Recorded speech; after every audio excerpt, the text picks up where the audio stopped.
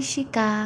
আজ হলো আমার 30 দিন ওয়েট লস চ্যালেঞ্জের 22তম দিন। আজ তো শনিবার, ওর অফিসও ছুটি, তাই সকালে আজকে দুজনের জন্য ব্রেকফাস্টে বানিয়ে নিয়েছি পোহা।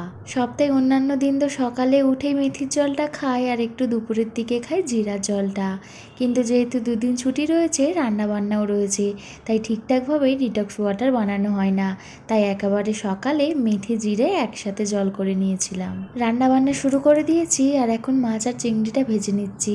আজকের ভাবলাম একটু পটল চিংড়ি করব, ওই আর কি, একটু অল্প তেল দিয়ে পটল চিংড়ি মাছ একসাথে তরকারি। আর এই সেই কাঁচের বোতলটা যেটা কাল রাতেই ডিমার্ট থেকে কিনে এনেছি, এটা মেনলি ডিটক্স ওয়াটার করে রাখবো বলেই কিনে এনেছিলাম। সব রান্নাবান্না হয়ে গেছে, স্নান সেরে পুজো দিয়ে নিয়েছি আর এখন দুজনে খেতে বসে গেছি।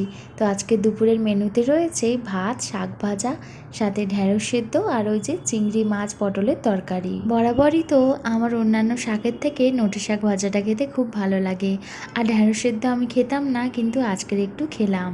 একটা ভিডিওতে দেখছিলাম যে এই গরমে ওয়েট লসের ক্ষেত্রে ঢেঁড়স সেদ্ধটা খাওয়া খুবই ভালো। আর রোজকারের মতো আজও তো এক বাটি প্রায় টক দই খেয়েছি। আর তারপরে আজকে চলে এসেছে আমার পছন্দের একটা পার্সেল, মিশো থেকে অর্ডার করেছিলাম। এটা একটা কিচেনের র্যাক। ও তো তরমুজ খেতে খুবই ভালোবাসে, আর আমিও একতলা তরমুজ কেটে নিয়েছি। আর এখন গরমের সময় তরমুজ খাওয়াটাও ভালো। আজকে রাতে বানিয়েছি হেলদি পাস্তাটা। আজ শেষ, বাই বাই।